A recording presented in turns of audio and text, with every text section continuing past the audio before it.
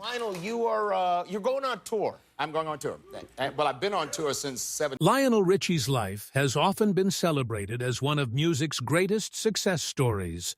A journey from the small town of Tuskegee, Alabama, to becoming one of the most recognizable voices on the planet. Millions know him as the man behind timeless classics like Hello, All Night Long, Endless Love, and Say You, Say Me.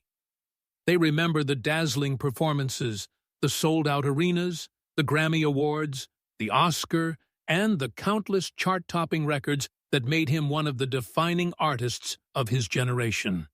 To the public, he appeared to embody effortless success.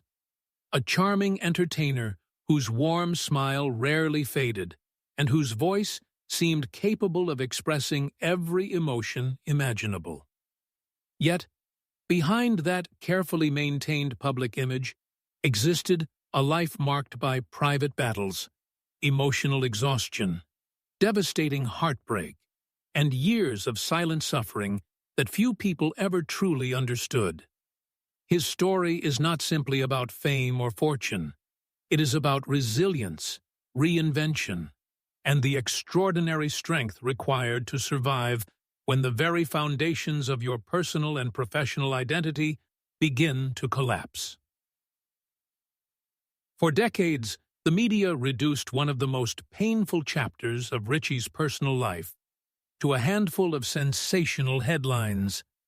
In 1988, when his marriage to Brenda Harvey officially crumbled, newspapers and television programs focused almost exclusively on one explosive confrontation in Beverly Hills. The images were impossible to ignore. Brenda Harvey was arrested after confronting Richie at a residence where he was spending time with another woman. Charges including corporal injury, battery, trespassing, vandalism, resisting arrest, and disturbing the peace-dominated entertainment news, while her release on a $5,000 bail transformed an intensely private family tragedy into public spectacle. Overnight, the deeply complicated breakdown of a marriage became simplified into an irresistible tabloid narrative, one that portrayed Richie as an unfaithful celebrity and Harvey as the furious wife who finally reached her breaking point. It was a story tailor-made for gossip magazines, and for more than 30 years, that single dramatic evening became the defining lens through which millions viewed Richie's personal life. Yet real life is rarely as simple as the headlines suggest. Behind every public scandal lies years of invisible history, and Richie eventually decided that the world deserved to know what had really happened. In his September 2025 memoir, he peeled back decades of silence to reveal a truth far more heartbreaking than sensational. According to Richie, his marriage had not ended overnight because of one explosive confrontation. Instead, it had slowly deteriorated over many painful years. The emotional connection that once held the relationship together had quietly disappeared long before anyone outside their home suspected trouble.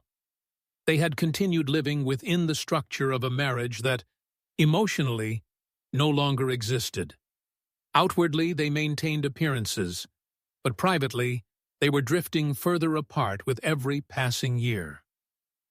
One of the biggest misconceptions surrounded the now famous beach house that tabloids repeatedly described as a secret romantic hideaway. Richie painted an entirely different picture. Rather than serving as a glamorous escape for forbidden romance, he described it as a refuge where he could temporarily escape overwhelming emotional pressure. It became a place where he could breathe, think, and process the painful reality that the life he had built with his family was quietly falling apart. Fame had made every disagreement feel larger, every misunderstanding more permanent, and every mistake impossible to hide. Instead of finding peace inside his own home, Richie found himself arching for moments of silence wherever he could. The beach house represented loneliness more than excitement, a place where a man could mourn the end of a relationship before the rest of the world even realized It was ending. Living under constant public attention only magnified the emotional burden. Every movement was photographed. Every rumor became front-page news. Every private decision invited public judgment from people who knew only fragments of the truth. Richie later reflected that perhaps the hardest part was not simply losing his marriage, but losing control of his own narrative. Complete strangers believed they understood his life after reading a few headlines, while the complicated emotional reality remained known only to those directly involved. The world moved on after the scandal faded, but the emotional consequences lingered for years, leaving scars that no newspaper ever reported. As difficult as the collapse of his marriage proved to be, an even more frightening challenge soon emerged, one that threatened not only his happiness, but the very foundation of his identity. For Lionel Richie, his voice was far more than a professional tool. It was the instrument through which he connected with millions of people around the world. It had carried him from the Commodores to global superstardom. It had comforted broken hearts, celebrated weddings, and provided the soundtrack to countless lives. Losing that voice meant risking everything he had spent decades building. Throughout the 1990s, Richie entered one of the darkest periods of his life. Persistent problems with his throat became increasingly severe, forcing him to undergo surgery. Doctors believed they could repair the damage, and each operation offered renewed optimism. After recovering, Richie would cautiously return to singing, convinced that the nightmare was finally behind him. Yet every time he attempted to reclaim his career, the same frightening symptoms returned. His throat continued to deteriorate despite repeated medical intervention. One surgery became two. Two became three. Eventually, he underwent 4 separate throat operations within just 4 years. Each recovery demanded patience, discipline, and hope, only for disappointment to arrive once again. The psychological toll proved almost as devastating as the physical pain. Richie later admitted that he genuinely wondered whether his singing career had reached its end. Every attempt to perform carried uncertainty. Every rehearsal became a test. Every note raised new fears. For an artist whose entire identity had been built around his voice, the possibility of permanent silence was almost unbearable. During his appearance on Piers Morgan Life Stories in 2022, Richie spoke candidly about those years, explaining that there were moments when he believed he might never stand before an audience again. The thought that he could spend the rest of his life unable to perform the songs that had defined generations haunted him constantly. Perhaps the greatest frustration came from the fact that no one could identify the true cause. Specialists examined his vocal cords repeatedly.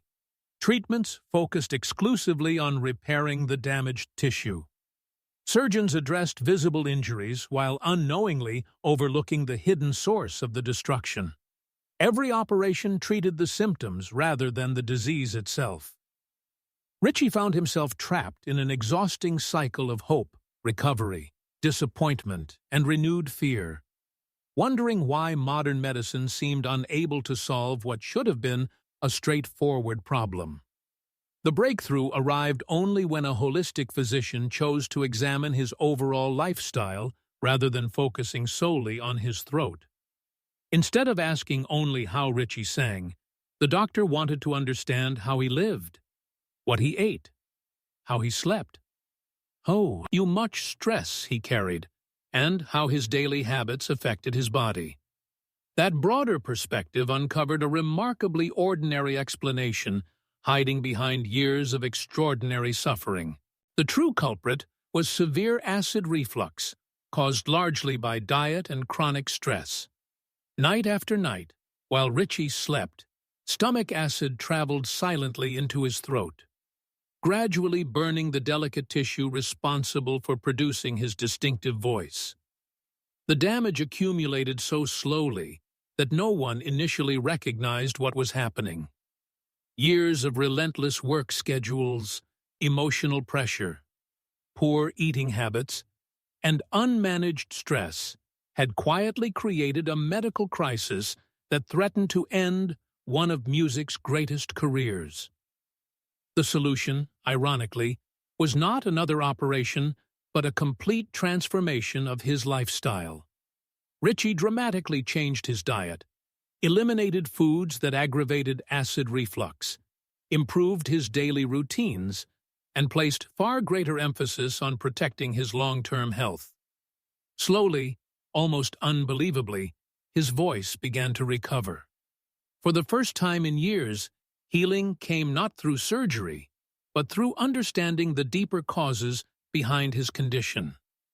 The experience fundamentally changed how Richie viewed success. He realized that professional achievement meant little if it came at the expense of physical health and emotional stability. It was during the years following these enormous personal and medical struggles that Lisa Parigi entered his life, bringing with her something Richie later admitted he had rarely experienced before: genuine stability.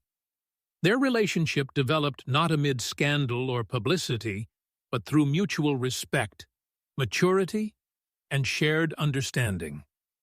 Unlike many people drawn towards celebrity culture, Parigi had already established an impressive career completely independent of Richie's fame.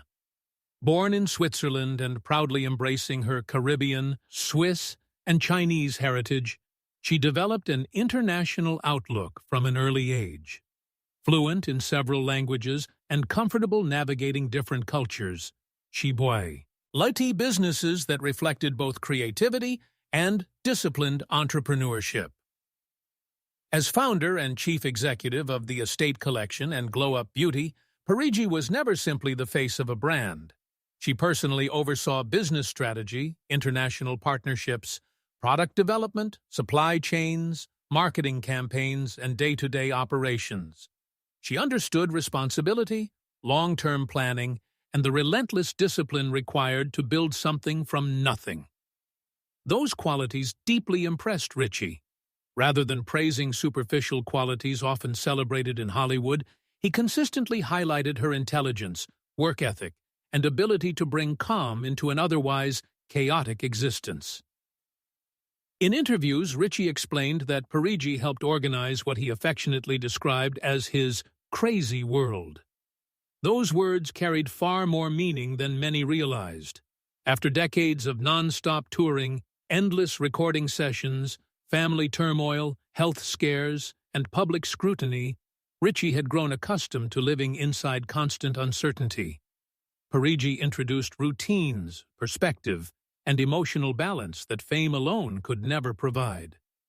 Their relationship became less about glamorous public appearances and more about creating a peaceful private life, something Richie had searched for during much of his adult life without ever fully finding.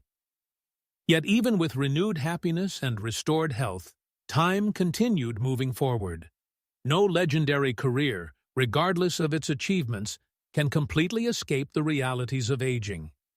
By the summer of 2026, Richie was once again thrilling audiences across North America with his highly anticipated Sing a Song All Night Long tour alongside Earth, Wind, Fire.